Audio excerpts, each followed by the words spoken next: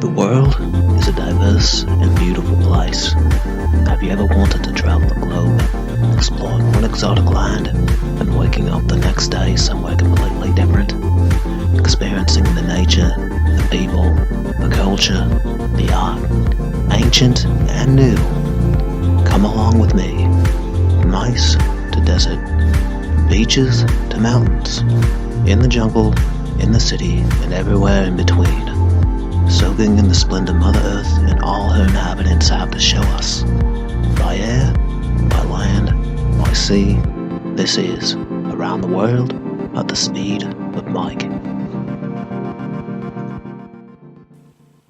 Chitwan is known for its rhinos more than its elephants. There's about 2,000 Indian rhinos left in the world, in a few parks in India and Nepal, and Chitwan is one of them. Getting into Chitwan, you need a $15 park pass that you get at the entrance, and you also need a guide to either take you on a walking tour, a jeep tour, or a boat tour.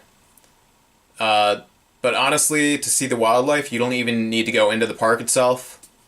Every day I just kind of walk just south of the entrance, and there's just a river separating the park from the town. So the animals just pretty much always are foraging around and walking around that area, and sure enough, every day there was a rhino or two just kind of walking around the river. I had heard there was a tiger in that same area, and I just honestly saw way more stuff right there in that one spot without actually going into the park. But I still recommend going into the park just for the sake of supporting it, and it's just really a matter of luck a lot of the time whether you're going to see stuff or not. I happen to not see things, and likewise, you could go to that same spot just off the entrance that I went to and not see anything. So either way, it's just really, really gorgeous stuff.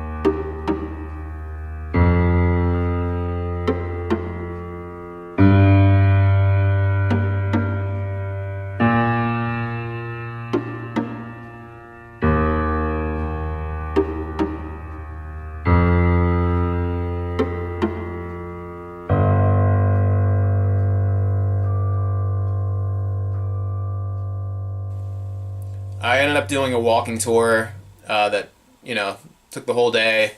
Really didn't see that much stuff. Saw like tiger poop and tiger prints. No rhinos, or we saw rhinos from really far away, but the point is I had more luck outside the park than in it, and that could be completely the opposite for you, so I still recommend going into the park, if not for the sake of seeing stuff, just for the sake of supporting it, because that's pretty important. My hotel in Sauraha was pretty basic. It was only $4. You can book your tours through your accommodation or from just the stands outside of the park entrance. From what I understand, it's about $10 to $15 for the boat tour, $30 for the jeep tour for a half day, and then I ended up paying about $50 for the full day walk and boat tour combination. Honestly, in retrospect, I kind of wish I did the jeep tour instead of the walking tour, because people I talked to happen to see more stuff with that, but, it's still, again, it's just a matter of luck. So just choose whatever you want. Up next, we'll head to the Annapurna region of Nepal for some hiking and mountain viewing. Hey, if you'd like to see more videos like that, make sure to subscribe to my channel and check out the rest of my videos around the world at the speed of Mike.